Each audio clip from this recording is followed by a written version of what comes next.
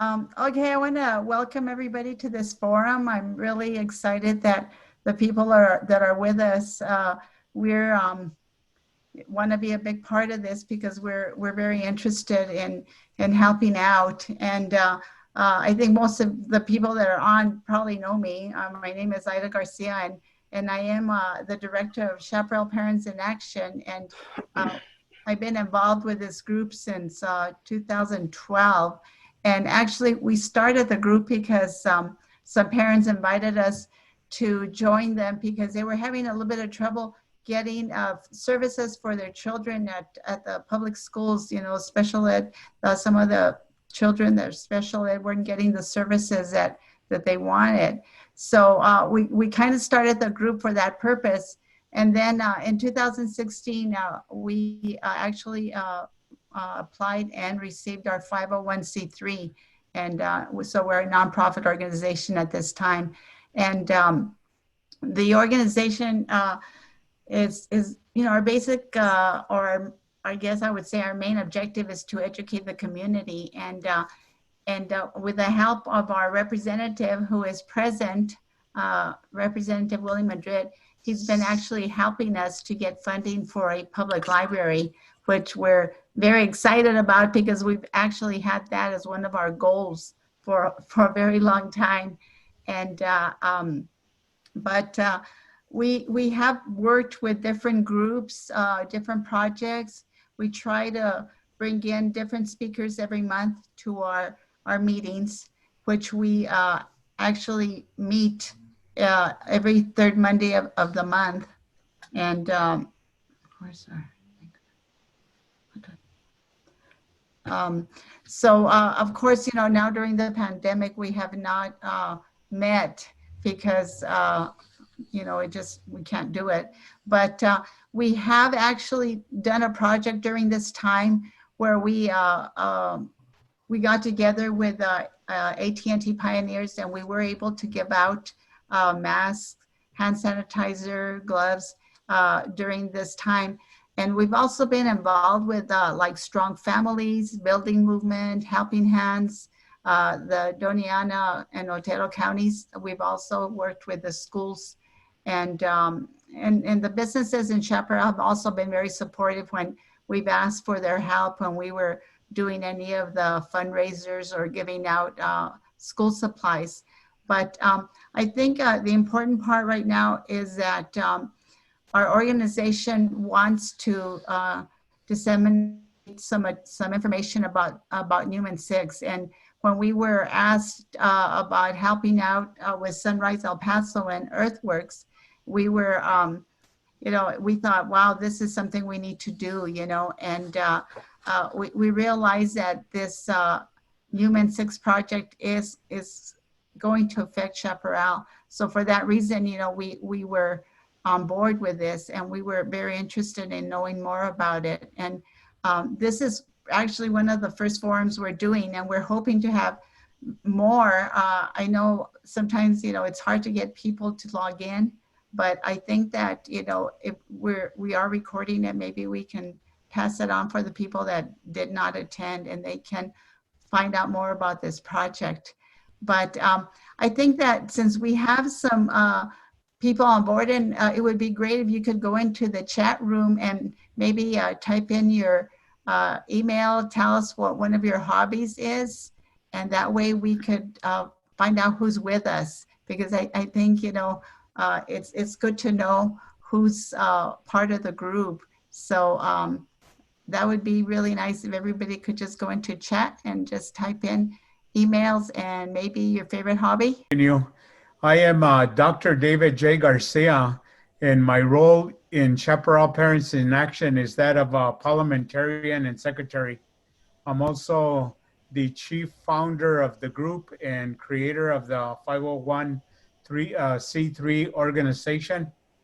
And actually, one of our pillars in the Chaparral Parents in Action organization is to advocate for our community's well-being, which includes how people relate to one another in the community governmental issues, and what people do as a group to participate in the community's livelihood, and what people due to participate uh, concerning governmental issues,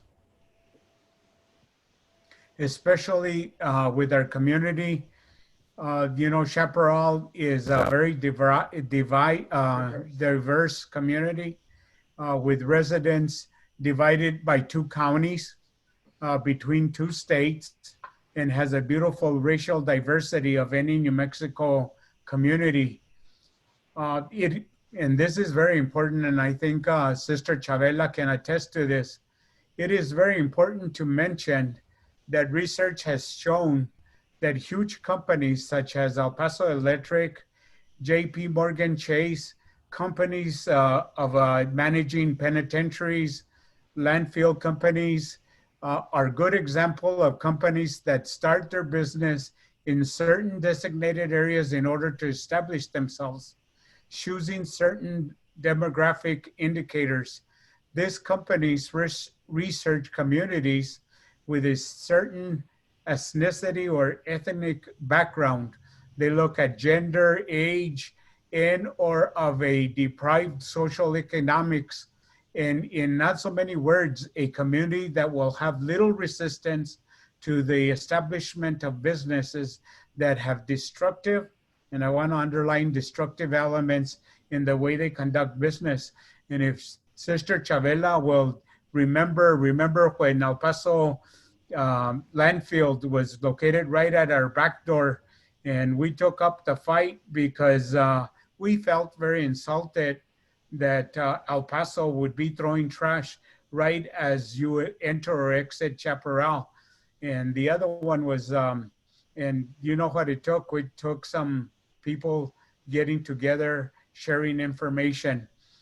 And you know what it is my opinion, and what are the important issues at hand are various. One has to do with our health.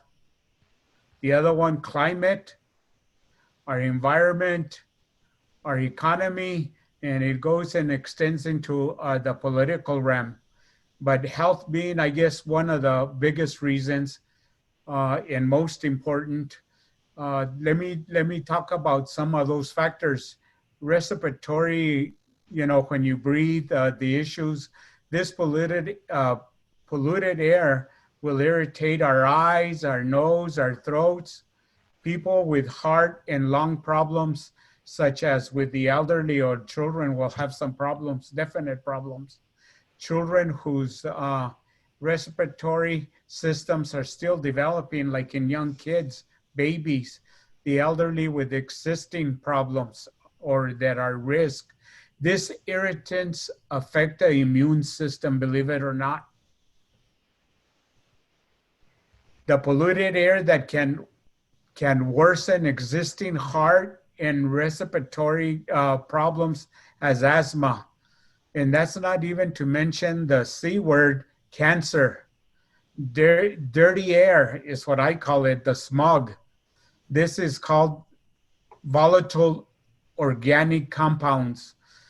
And there's a slew of questions.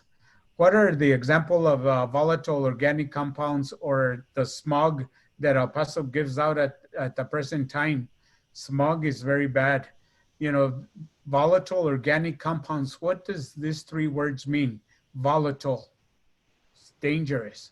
Organic compounds, compounds such as benzene, glycoethylene, formaldehyde, methylene chloride, methane. I'm pretty sure you've heard of methane.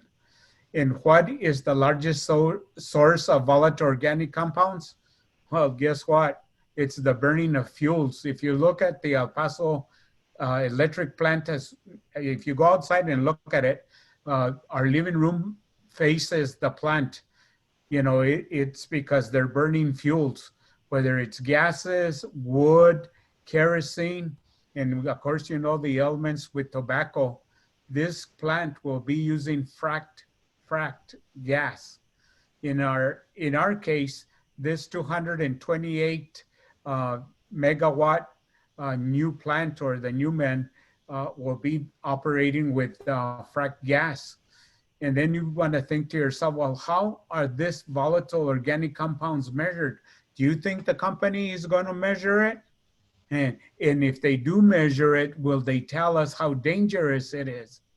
You know, so the climate and the environment are very important. You know, the pollutants that it puts out, the emission rates, dirty air is really what it is. You know, when you say dark gray smoke, you know, and what is that smoke doing to the greenhouse effect? I'm pretty sure you heard about climate change. I invited two of our biggest water people, one being John Colquitt and the other Alex Wright, to join us in, because my questions also filter down. What is it going to do to the water supply? You know, the Santa Rosa water aquifer, yes, it's a big pool of water, but if you can imagine, this new plant will have a big giant straw into the aquifer, and they're going to be sucking up gallons and gallons of water. You know that me as a resident, we and Ida did a well.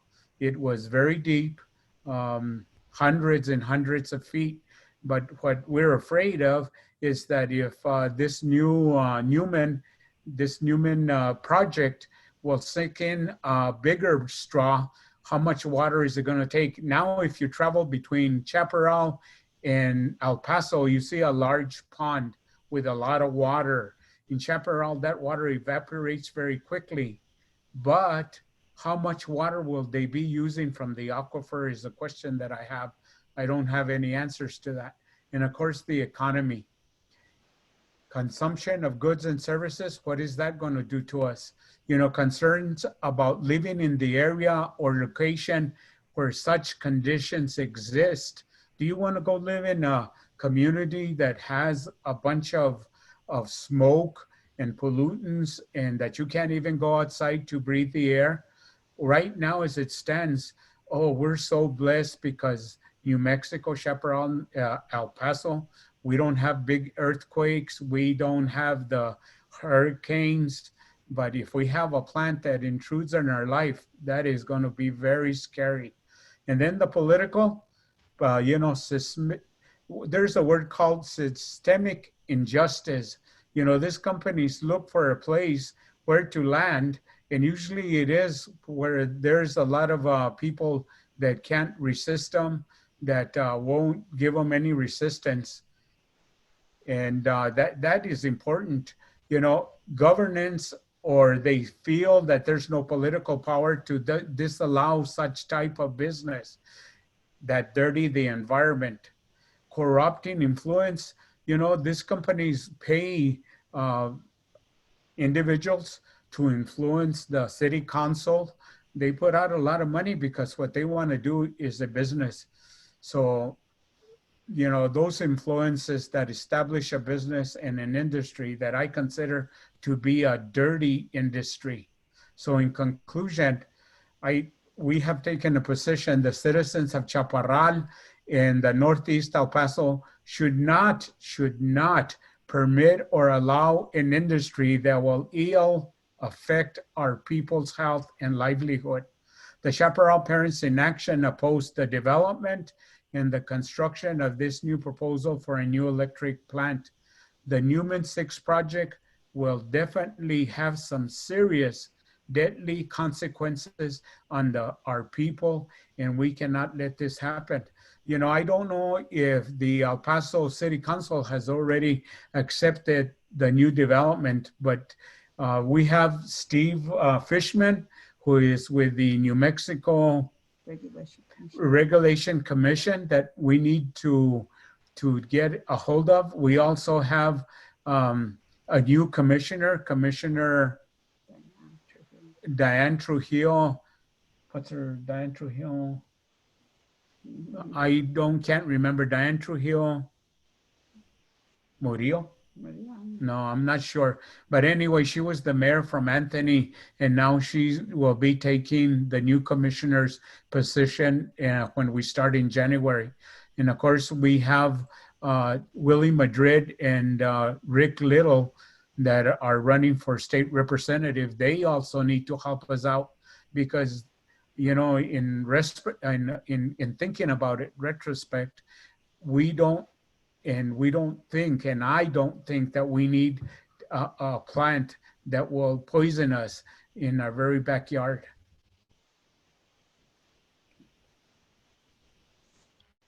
That's about all I got. Input.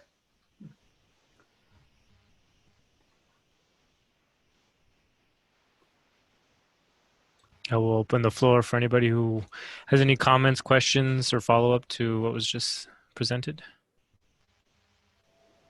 Yeah, this is Rick Little. So my understanding is this is just going to be an extension of the plant that's already there at the Newman plant. They're just going to put in another generator. The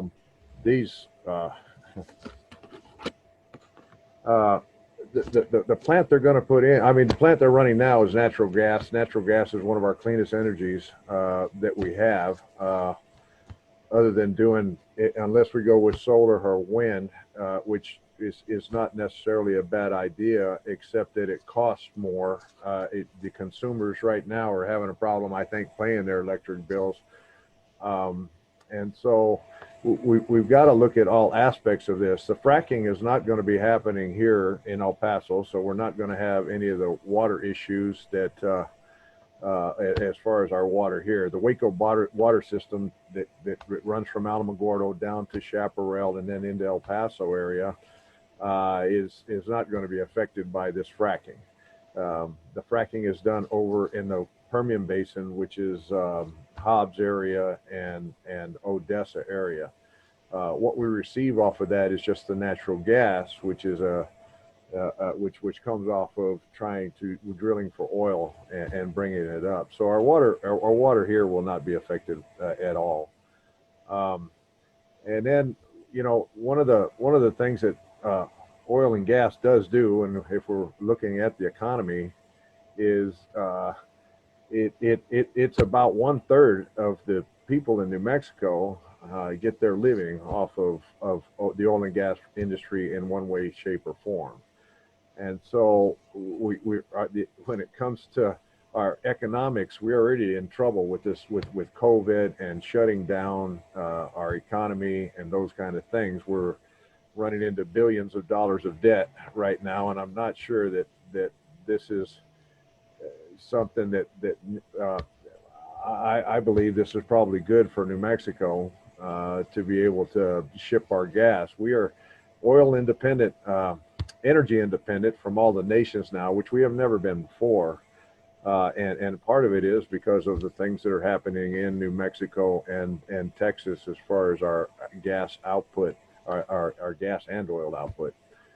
So the other thing also is the oil and gas industry, when it comes to education, if you're looking at education, supports our education system totally with the royalties and the taxes and the things that come off of oil and gas, which we have a permanent fund that's part of that. And that money, every bit of that money goes to our education and to our children. If you put any other kind of energy in there, especially an unreliable energy like solar and wind, you're going to have a problem with storage, and we are subsidizing those at the moment. We're going to have to renew those monies somehow that oil and gas bring in to our not only our general fund and our education fund. So I'm not sure that we, El Paso Electric is the one that supplies electric to this area. And one of the reasons for putting in this new generator, which they operate pretty efficiently, is because the power in this area, there's more power needed at this particular time. And then unreliable energies to me are really, we're not there yet. We need to be doing more research. I think our New Mexico State University we need to just do a lot more. We don't have the money for storage. We don't have it. So this energy only works half the time when the sun's out or if the wind's blowing. If it's not, then we don't have energy. You're going to have to use fossil fuels anyway. So I don't necessarily see this as such a bad thing, and I'm not sure that the pollution rate would go up substantially enough to where it would be such of the hazards that we're discussing right now, any more than if we would be doing other types of energy. So anyway, that's just a little bit of input. Let me make some comments to Mr. Rick Little. Right now, Rick, we have the El Paso Electric power plant as it is, right on our backyard. It's not even in New Mexico. The HIT plant, the gravel plant, which they are raping the environment right next to my house, is another one. You said that those funds that come through fuel and to the state of New Mexico for education, there's not going to be any education for kids because the kids are going to not survive all the pollution that is being put out by those plants. Like I mentioned, some of the harmful things that come from the smokestacks. And right now, every time I go into El Paso, it is a sad story when I look up towards the mountains and see what the gravel pit is doing to those poor mountains. I consider it like the rape of Mother Earth. And, and if you really believe in helping the state of New Mexico, they bring in that fracked-gas through pipes. And it's not uncommon for those pipes to leak. And if it leaks, where do you think that fuel is going to end up? It's going to end up in our aquifer. That is one of the biggest ones to supply our water. And this companies like JP Morgan is doing it for a profit. It's not to bring electricity or more power to the southern part of New Mexico and to Texas, but it is to really put money in their pocket. And I hope you consider what you've said and the people to listen to your talk, because this, I'm telling you, knowing what I know, this is not good for New Mexico and it's not good for Northeast El Paso. Can I say something too? Yes. Okay. Yeah, I was gonna say, Sister, Please do. There's gonna be two other presentations that I think address a lot of what Mr. Little was saying, and present some facts that can help set the record straight. But before we get into that, Sister Chaparral, if you'd like to go ahead and answer that, and yeah, I'd just like to express how, in a lot of ways, it's helpful to hear Rick's point of view, because a lot of people see it this way. And I'm excited to, discuss about those points and talk about, what the actual level of emissions are, what actual natural gas implies to a lot of communities. So, but yeah, before we get into that, Chavela, feel free to go ahead. Yes, I would like to point that for Chaparral specifically, the effect of that burning of the poorly and strategically named natural gas to be transformed in electricity, the mix the other day when we have a meeting and a quick kind of vision with the colors of what are the poison elements, that was very illustrative for me.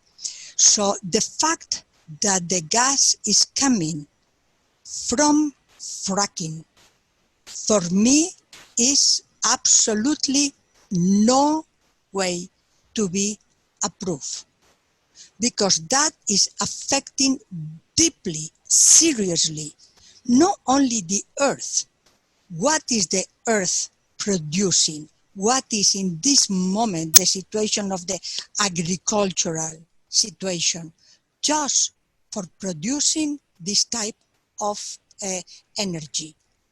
And it makes such a crazy situation in a place of the planet where we have hours and hours and hours and hours of sun. So if we are thinking not only locally, but act locally and think globally, it takes for us an approach where we really think about Earth and planet in the specific case of Chaparral. So my absolutely opposition to the fracking gas used as transformative in electricity. We have much more opportunities. And I am extremely proud of our state of New Mexico, very different than Texas, that has a plan for in some years to be totally green energies and sources of energy, and that this project will kill that opportunity that I am very proud to sustain and appreciate that decision. Just that element, they have more, but just like that, locally, we receive all the winds, and we studied that when it was the landfill proposed. Our wind in Chaparral is always from the southwest to us. So the smelling, it will come to Chaparral, it will not go to El Paso. Really, also not many times we have the winds coming from the part of the east that cleans our air. So that aspect, very concrete for Chaparral, is what I want to mention.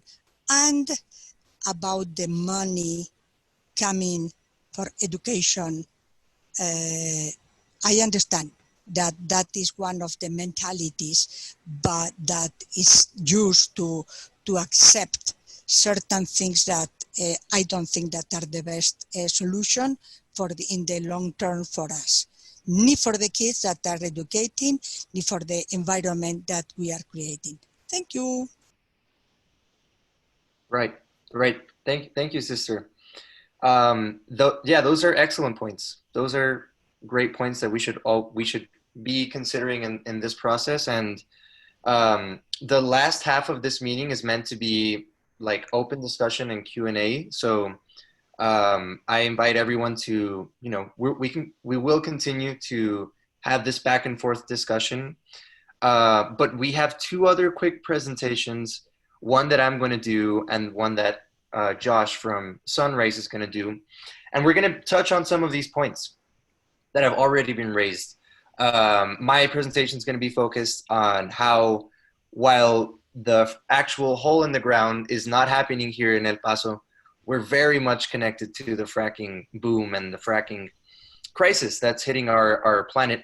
And then Josh is going to talk more about why solar can be the solution and address some of those points that Rick brought up. But yeah, I'll go ahead and run through this presentation. I know some of you all have seen some of this information, so if you can be patient with me. But yeah, Josh, if you're able to help me with the slides. So yeah, this presentation is about how the existing Newman plant is already a menace. It's already something that we should be opposing. And this new addition, this Fracked-gas plant, the Newman 6, would be 228 megawatts more of something that we don't need, right? So yeah, a little bit of background of me, like I mentioned. Miguel, Yes? I think Representative Madrid was raising his hand to say something. Oh. Sorry. No. Thank you for flagging that. Yeah, do you want to go ahead and ask Mr. Madrid before I go ahead and get started? Yeah, I'm curious on a point of this, and this is good. Town forums like this is essential. But I do see and ask, was there an attempt to reach out to a Paso Electric to be on this? Or they weren't invited, or what? Well, this is our side of the story. They have their side of the story, and we have seen time and time again. There are some Sunrise organizers here that can attest to how they don't represent the facts a lot of in an accurate way sometimes. And While, I mean, I'm personally open to having that dialogue and having that debate, this forum organized by the environmentalists and the community advocates was meant to give our side of the situation. And your role is, and your title? Oh, so I'm West Texas Field Associate with Earthworks. Okay. And I work, you know, my focus is the fracking boom, right? And what's happening and how that's Okay. climate, That, right? That's all I wanted to ask for now. I just Oh. want to get that out of the way and then let you go back to your part. I will talk in at the end if that's all right. Totally. Yeah. Questions are welcome. And this discussion is, I think, is also very helpful. So, you know, besides my position with Earthworks, I've been born and raised here in Ciudad Juarez, and I'm from this community, and I'm very, very interested in us reaching our potential for taking care of our people and of our environment, especially with the wealth of sun that we have. So yeah, that's a little bit about me. And then Josh, if you can hit in the next slide here. So in order to understand why this is so bad, I think it's important that we get to start from the basics and understand the Permian Basin Climate Bomb. So what is the Permian Basin and what's happening over there? So just about 3 hours from here, in southeastern New Mexico and West Texas, which include cities like Midland, Odessa, Pecos, and in New Mexico, Hobbs, Carlsbad. We have the largest producing oil and gas shale in the United States and in the entire world. So it's a massive, it plays a massive role in the global climate crisis.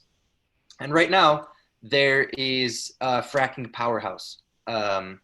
Earthworks and my supervisor, who's on the call, Sharon Wilson, has spent years investigating on the field, documenting the emissions of these actual sites, right? And bottom line, that toxic gases and greenhouse gases are released en masse and regularly, and it's being ignored by the TCEQ, and so there's no accountability. So what happens when you have such massive amount of fracking is that you have some of the highest emissions of methane ever measured from a major oil and gas basin. And so methane is a greenhouse gas similar to CO2, right? But it's 86 times more potent than CO2. So it is a huge culprit in our global climate crisis.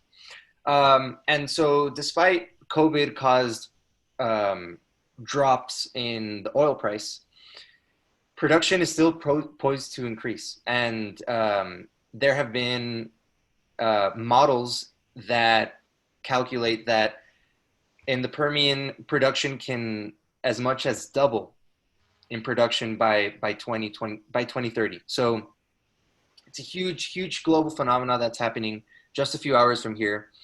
And yeah, this is kind of a recent thing that happened because a decades-old crude oil export ban was overturned. So Mr. Little mentioned that we are now a energy exporter, right? That happened because there's such an extreme amount of fracking production that's happening in the Permian. And so, yeah, that's a pretty recent development. So if we can go to the next slide. And yeah, so why do we care about what's happening over there? And, you know, how does it relate to us? Well, we're connected physically, materially to the Permian through pipelines. The El Paso Pipeline connects El Paso Electric to the Permian Climate Bomb. And that is one of the reasons why El Paso and the surrounding area, El Paso Electric, has such an energy crisis. I call it an energy crisis because we're the 10th sunniest city in the world, and only 3% of our energy comes from the sun.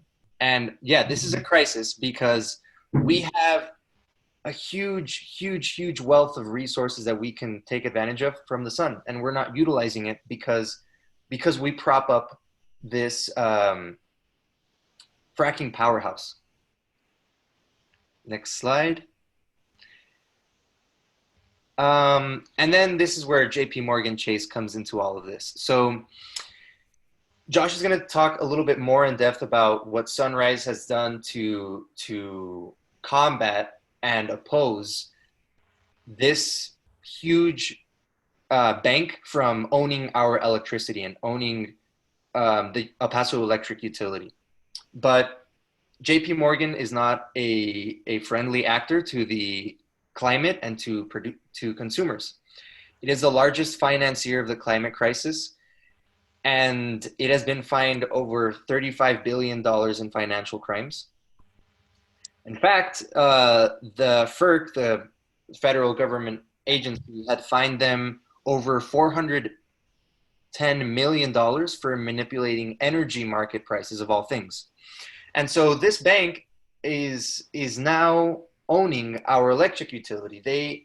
They own, through a shell company called Investment Infrastructure Fund, they control what's happening, and they have stock in what happens with El Paso Electric Company. And that is also related to the Permian, if we can go to the next slide. So, okay, yeah, here's news clippings from the different community organizations that fought back against this buyout on grounds of environment, economic justice, and control over our public utility. Next slide.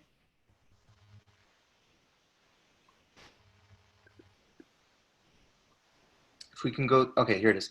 So why does it matter that JP Morgan? Why does JP Morgan look at El Paso of all cities to invest in the Permian, to invest in our electricity grid and own our utility? Well, JP Morgan directly invests in oil companies that produce from the Permian Basin powerhouse in West Texas. Here you see that they are the third largest investor in Diamondback Energy, which is one of these oil companies. And we have a GIF here. We have a video that uses what's called OGI camera, optic gas imaging technology, to see to see what's invisible with the naked eye, which is methane emissions and volatile organic compounds. And so you can see here that when we say clean, when we say natural gas, it's not clean. It implies that there are gallons and gallons and tons of horrible and health hurting emissions that are plumed into the atmosphere. Some of these sites that we've seen are a few hundred feet from homes and from where families live with their kids and raising their families, right? It's not clean.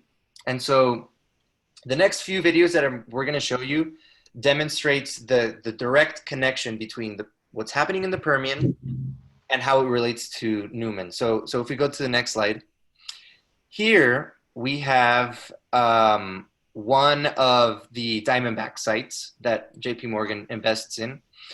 That's fracking here in West Texas, in Reeves County, I believe. And what you see there are these greenhouse gases and VOC emissions. And you can see with your own eye, some of the video shows what you see with the naked eye and then what you see with the OGI camera, right? So when you use the OGI camera, you see all these plumes of emissions. And that's connected through a pipeline all the way to El Paso, Texas. And if you go to our next slide, you can see what some of the consequences of the pipeline are. So Josh, if you can see if you can click on that video, but this is what's called a blowdown. And this is something that happens frequently in the frac cycle, which is when there has to be maintenance in the pipeline somewhere downstream.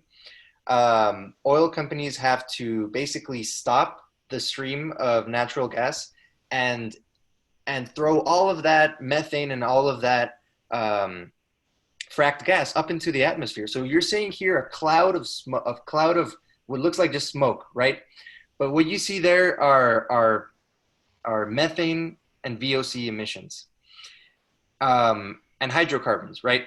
So this is a consequence. This is what we're living with. This is what we have. This is what our atmosphere has to deal with when we're looking at natural gas. And these, like I mentioned, these blowdowns are pretty common. And Sharon and I saw this early September when we were out on the field. And when you're on site, when you're experiencing this, it just sounds like a huge, booming, massive. It sounds like almost like an airplane shooting off. It's just deafening. You can't talk to someone that's like 10 feet from you because they can't hear you, because it's just massive dumping of fracked gas into the atmosphere. So that's one of the consequences in the pipeline, right? So finally, we get to Newman 6. And if you go to the next slide, this is, you see a GIF here. This is actually the Newman generating station right now. This is, not right now, but currently. And you can see in this GIF how with OGI technology, you see, again, methane, VOC emissions getting dumped into the atmosphere. And so while with the naked eye, it doesn't look like anything, you can see in this picture, it doesn't look like anything, but this is what it is. This is what natural gas implies. So instead of saying natural gas, we say fracked gas. So again, this is where it's located. You all know where it is. It's there on Stan Roberts Street. It is about 2.5 miles from the Chaparral community and homes and residents where you all live. And you might think, oh, well, it's just 2.5 miles. We're far enough. We're not going to be suffering the health impacts. But studies have shown that this is not enough. 2.5 miles are not enough. A study from the EHP finds that effects in air pollution can be seen as far as 5 miles from a site. So yeah, those are videos that we wanted to show you all that demonstrate that natural gas. Excuse me. Really not dirty. No, that one that you have now, right. I don't know if you remember me telling you that my picture window from my house, I can actually throw a rock from my house to the plant. And during the day, you don't see anything but clear sky. And it takes this sophisticated cameras to kind of look at the chemicals. Like right there, you can see the pollution, the benzene, ethylene, glycol, formaldehyde, and the methylene chloride. But the worst of all is the methane. And this is what we would, and if you put a 223 megawatt additional plant, how can that be good for New Mexicans? And how could that be good for Chaparral if you're breathing that stuff? That's exactly right. It isn't. It just simply is not. And yeah, if we can go to the next slide here. Yeah, we've already talked about this. It's a really big problem because once investors go ahead and approve it and they buy the generator and they install it, they're going to want to use it for from 20 to 40 years. In their filings, El Paso Electric has said that they want to use it for as much as 40 years. And it's very dangerous because it's going to lock us into this monster that. Right. And I don't think that for the few bucks for education, and I don't think that's a good exchange. I don't think that getting cancer and asthma and dying from all those methane gases, that's good, even though we fund New Mexico education with. And I think it's a pretty bad stuff. Right. Definitely. And there's a lot of organizers from Sunrise here.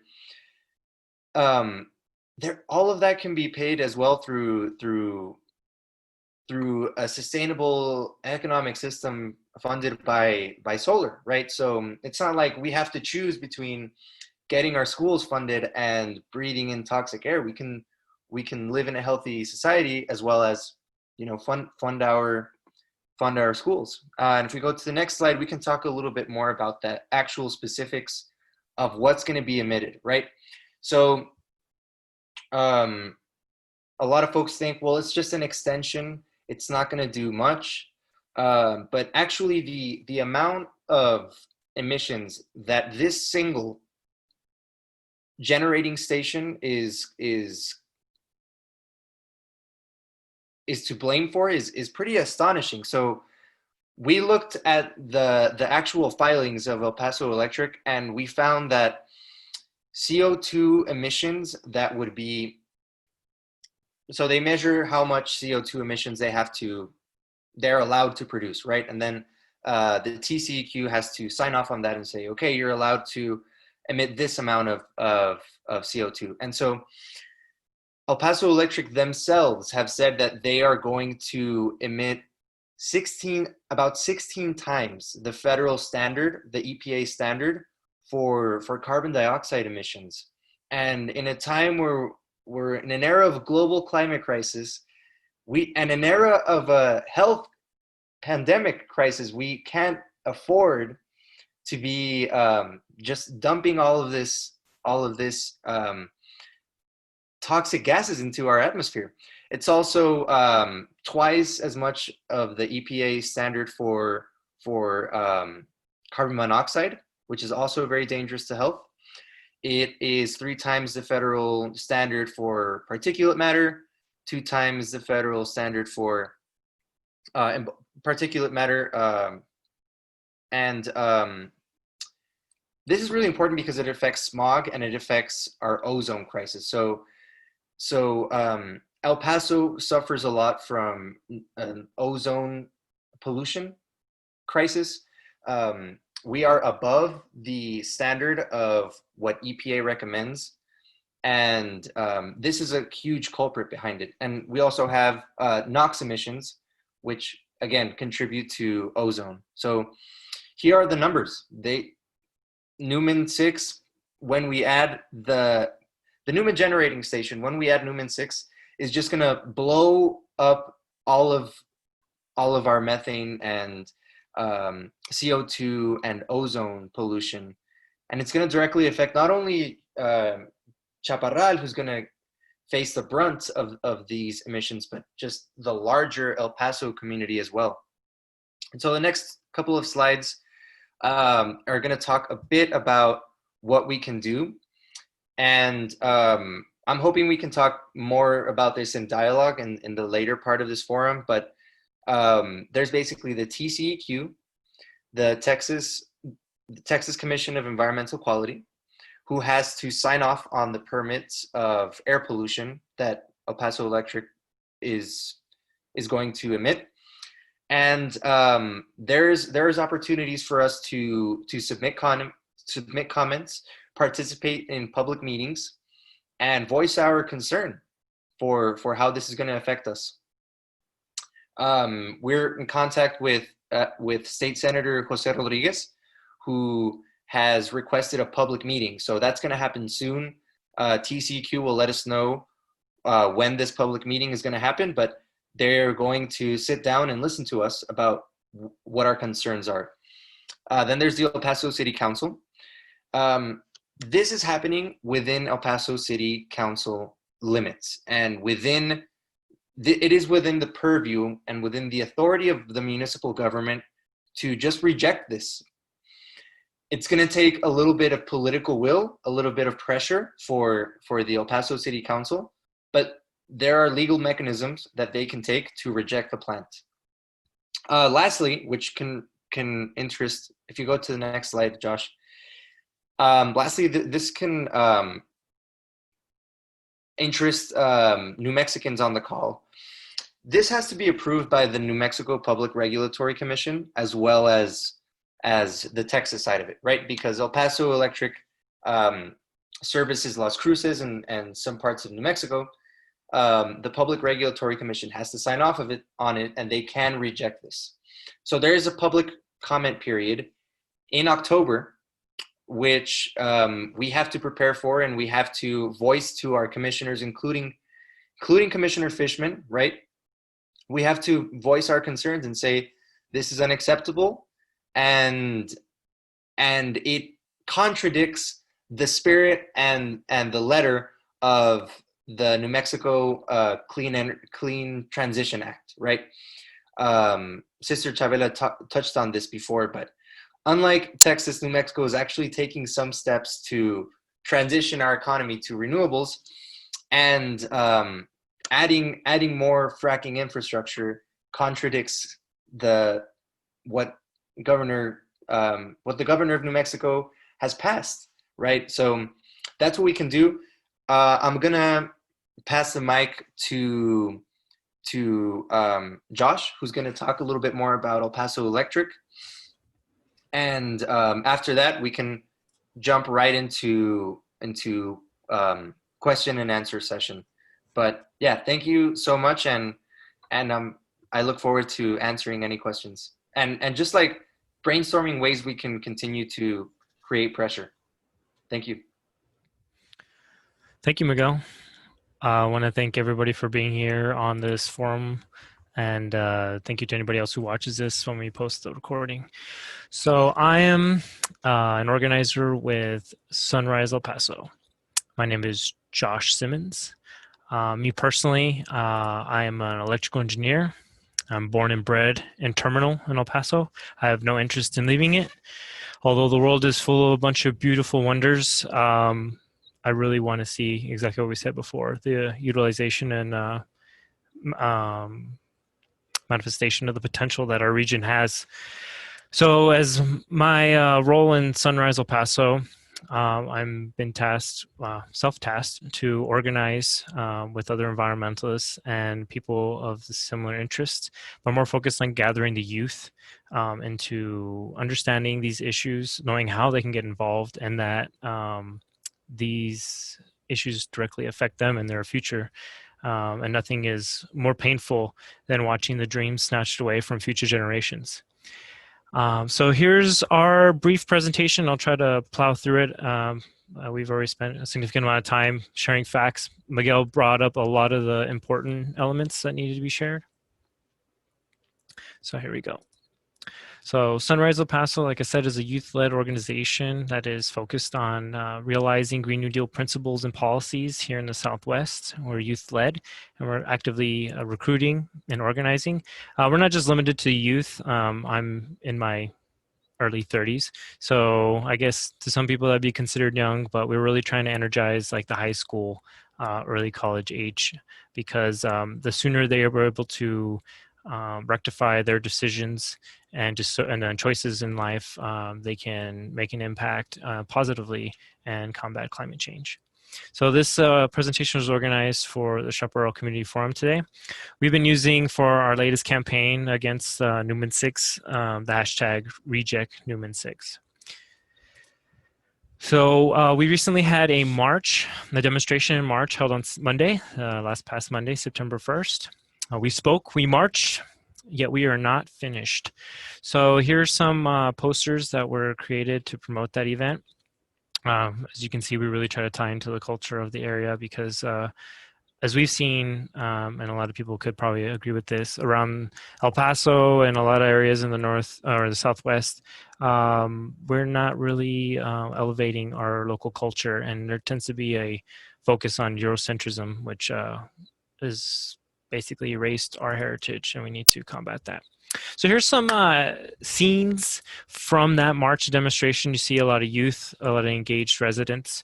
We started out in San Jacinto Plaza in downtown El Paso and worked our way to the El Paso Electric building, and then, first walked our way to the Chase Bank and then to the El Paso Electric building they have downtown.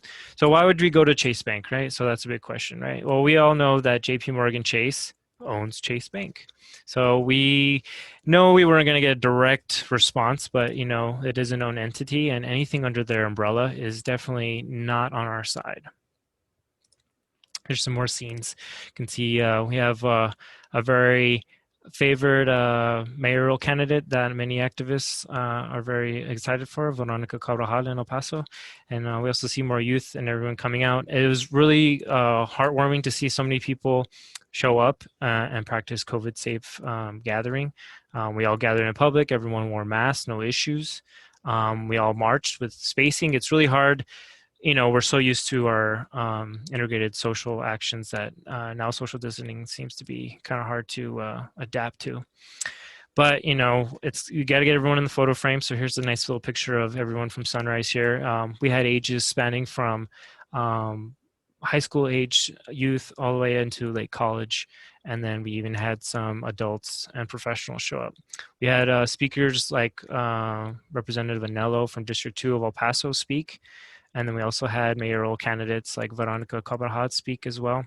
And we had some environmental leaders and community social justice organizers speak as well. And of course, we had many Sunrise representation there. Here we have some slides and shots from the coverage we got. We got covered by Telemundo 48 and by KTSM in El Paso. And we were also covered, which just came out today, a publication in El Paso Times. So you can go and look for those publications for yourself and read them, get a gist of what the opinion was shared on those articles. Generally, obviously, we're going to give you our point of view in a more unfiltered manner.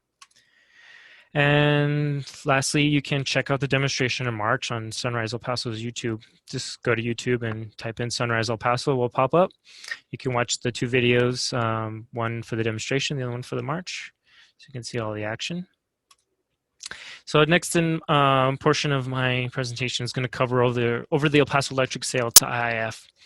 So this had been at this point, you would imagine I'd be sick about talking about it, but it's been a long battle. It's only been roughly a little over a year. It was September 16th of 2019 was the last date to file to be an intervener for the sale for Paso Electric. So there were very few interveners. A lot of the community was not aware. There was the initial letter that went out to all Paso Electric customers. I think that was June 3rd, 2019, stating that they were open to, Paso Electric was going to be open to sale. And as many people do, they might not have seen that. They would have chucked it up as a bill or some junk mail and tossed it out. So obviously we can see the plan and their tactics to keep it played down low. So I'll give a brief summary over this. There's a lot, and especially being involved in it on the ground like we were, so many stories to tell. But roughly we'll just go over a brief summary. So as we know now, roughly around the end of June 2020, Paso Electric closed its acquisition dealings with Infrastructure Investment Fund, which will be further known here as IIF.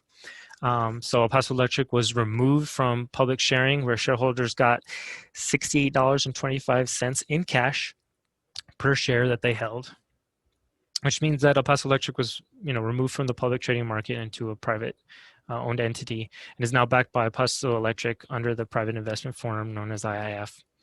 And within that agreement of sale, Paso Electric made certain commitments. So we'll go briefly over those. Commitments made from Paso Electric sale. And this is literally parsed from the article, but it summarizes everything. And you can go look and I referenced the article. Well, you'll see the source here come up. There it is. But I took this from an article that I used as a source. And you can, if you read the article, you can really see how it's been cleaned up, especially from our perspective on the ground and all the little details that we knew and a lot of things that weren't mentioned. But here are the short list of their commitments. They're going to keep a local workforce retention and development opportunities. So that basically just meant that they were going to keep unions and basically keep operating business as usual as far as like contractors, subcontractors.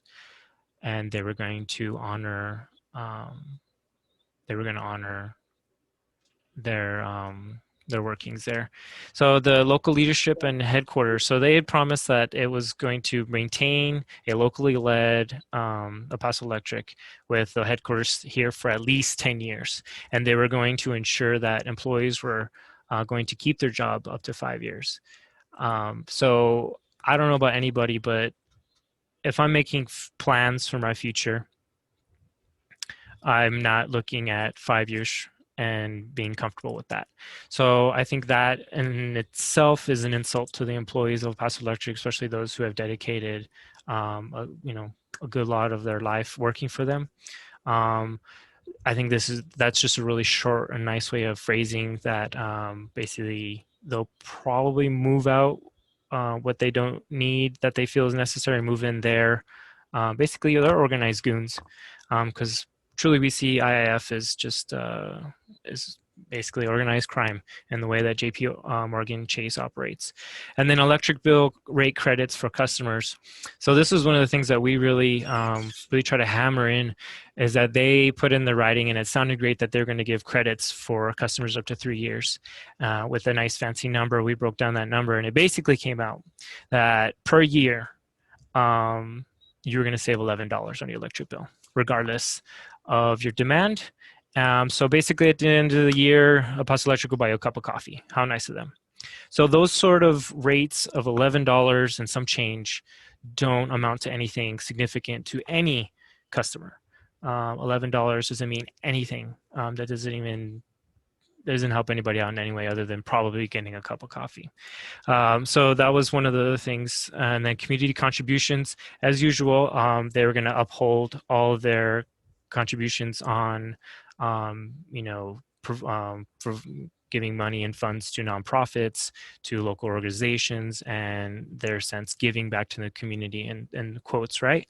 Because it's okay for them to make donations and just make it all better for them polluting our communities and the future generations.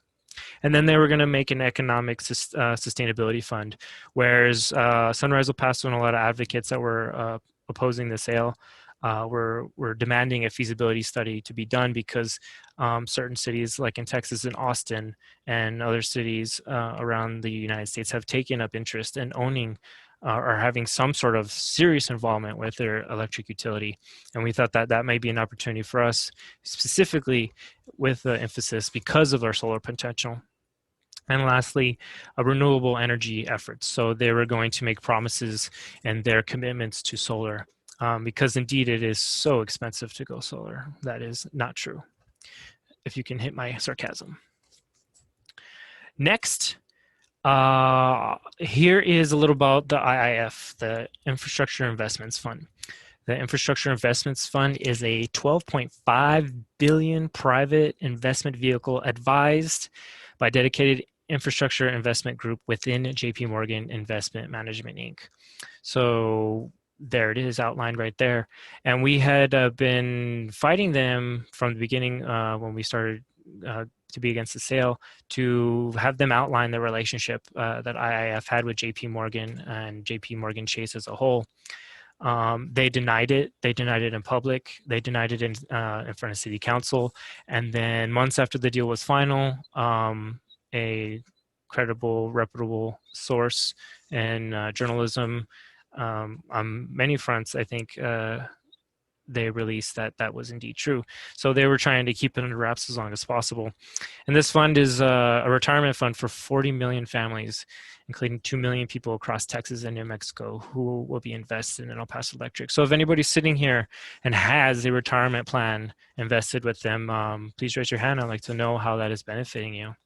Actually, that'd be a great thing that we've been would love to get, is some sort of statement or rebuttal from somebody on there who has their fund there. So here's the link from the source that I got there.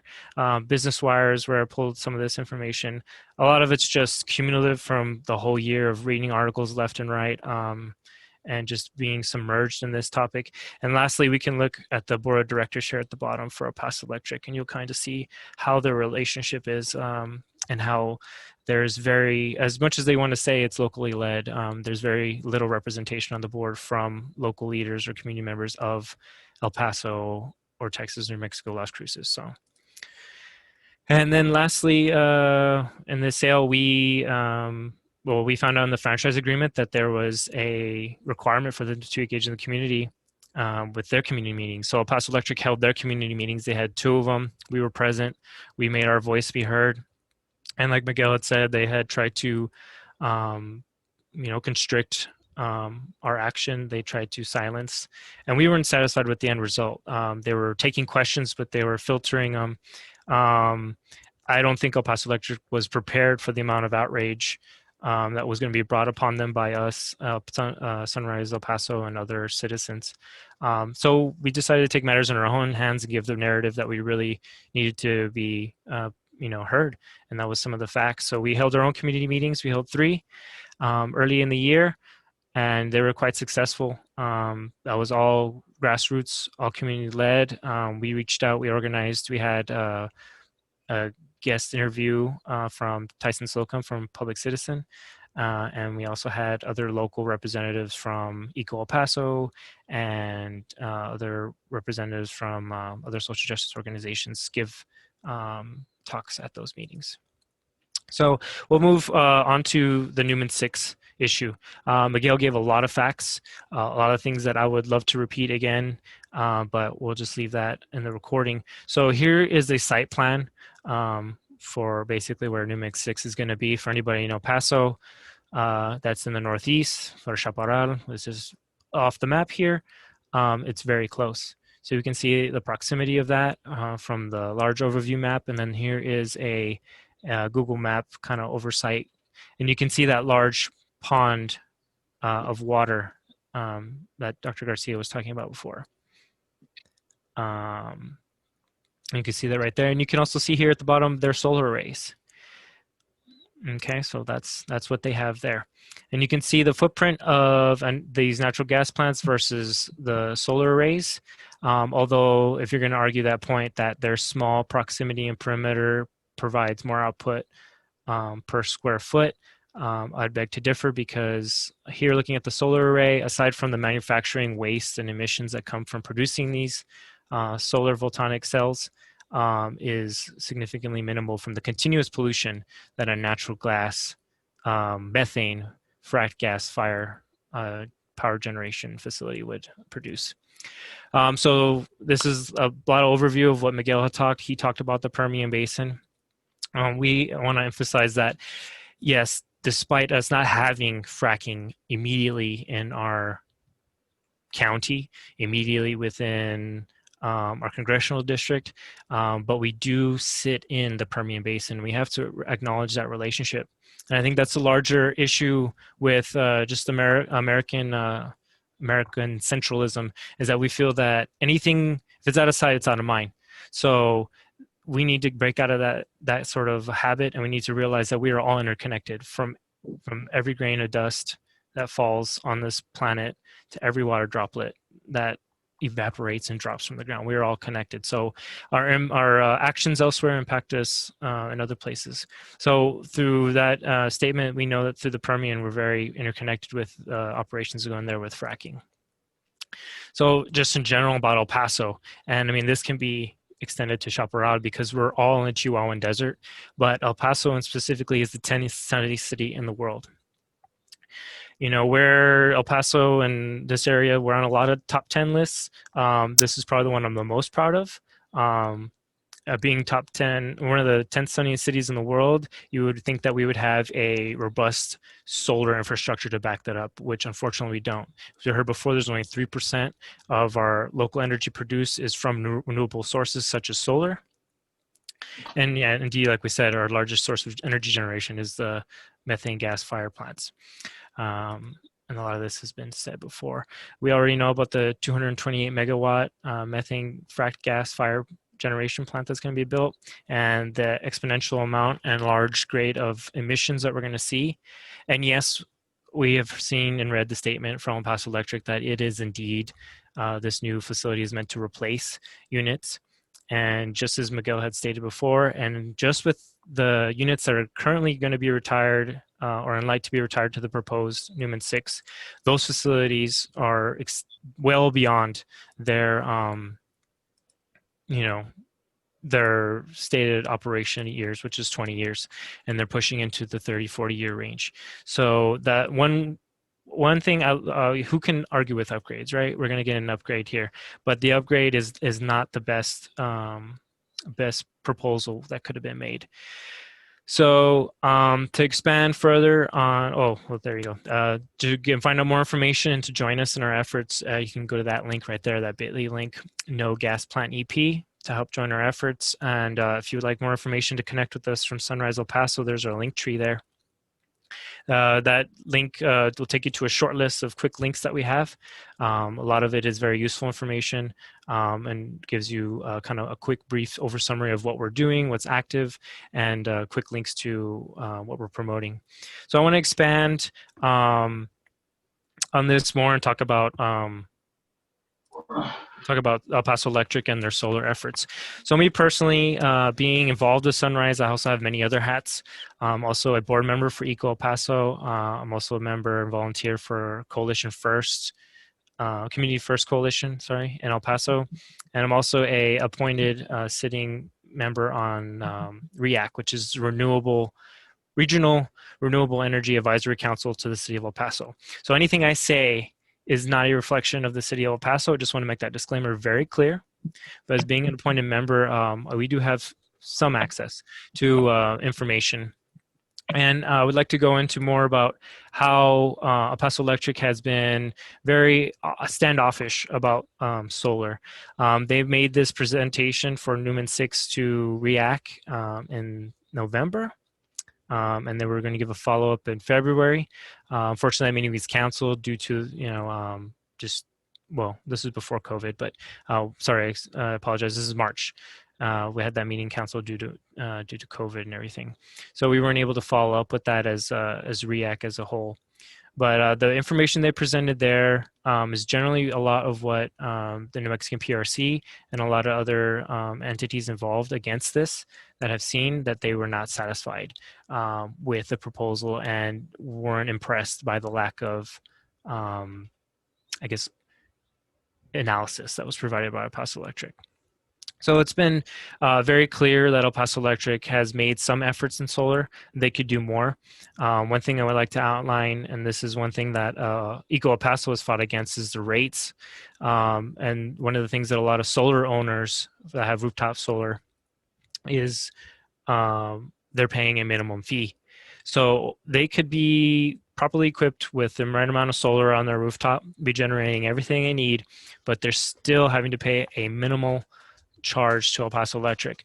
So whereas we all understand the threat that this plant is, the other biggest threat, and this will be something that would be taken to the states, whether it be New Mexico or Texas, but to allow that rooftop solar owners or just people in general who own property and choose to build solar on their property should be able to benefit from that investment wholly.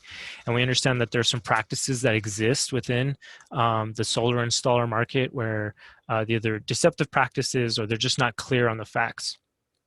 So we need to further continue to push for incentives so people can get into that. And we understand that a lot of the lower economic areas are more severely hurt by the cost of energy than, say, higher upper middle class, upper class economic brackets.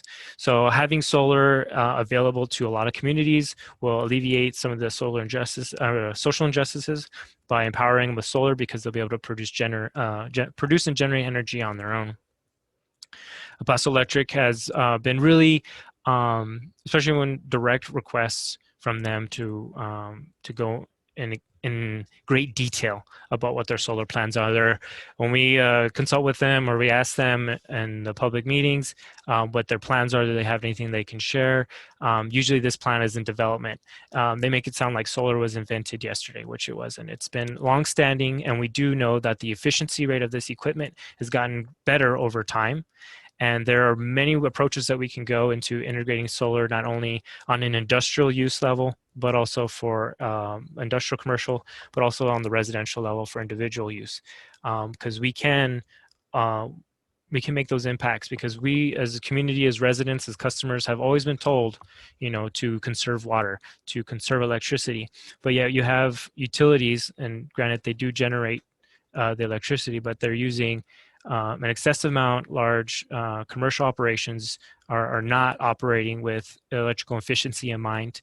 And definitely in the energy generation realm, they're using a lot more water than any amount of the residents could possibly use. So, so to wrap up, we need to continuously pressure our elected officials. We also need to pressure these corporations to allow us to produce energy on our own without them as the middleman. Paso Electric can operate in what it does best, and that's distribution, energy distribution. They also are in the business of generation, and they do have a responsibility to uphold that basic fundamental right that we're all integrated with. But going forward into this climate crisis, we really do need to start evaluating the way we operate as Americans. We tend to take for granted for a lot of these elements of infrastructure that have been in place.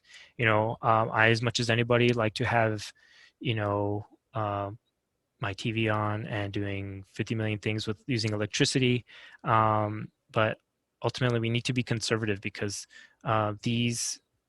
conservative in our energy usage. But if we're generating your own energy, say from your home, then that gives you the option to manage your life directly, instead of just, you know, just like your water, you open a spigot and you expect that water to come out, you flip the switch, you expect electricity to come out. It gets different. And we were talking earlier about how gardening, you know, someone expressed hobby and interest in gardening. And if anybody who gardens, you understand, you can't just excessively use water and expect positive results from your plants. You know, there is certain needs that need to be met. There are finite requirements. And if you satisfy those requirements, you will have a blossoming, beautiful, tasty fruit, beautiful tree, whatever you're growing, it will respond properly. So we need to, in a sense, look at that in our society and really evaluate that, how we're going to be generating energy from this point going forward, how it impacts the environment, and start looking at closed cycled systems. The problem with American industry and American innovation is we look at everything open-ended, because we want to go to market and we want to get that profit.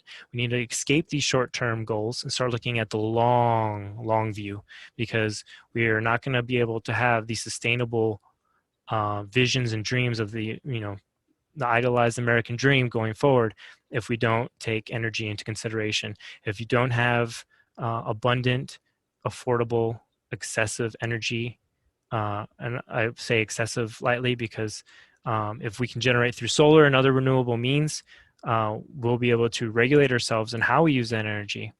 But going forward, that'll have a more solidified, solid, long-term, long-view goal, and how we can reduce our impact on the environment and really start looking out. Like we were saying, we're in the age of COVID pandemic, and air quality is jumped up, I would say, to the top of the list. Without, you know, the fundamentals of clean water, clean air, and lastly, clean energy, we cannot continue into a healthy and more prosperous you know, American body as a union, and ultimately as a world. So I'm going to end it there. Thank you for everyone for being here today, to joining us on this forum.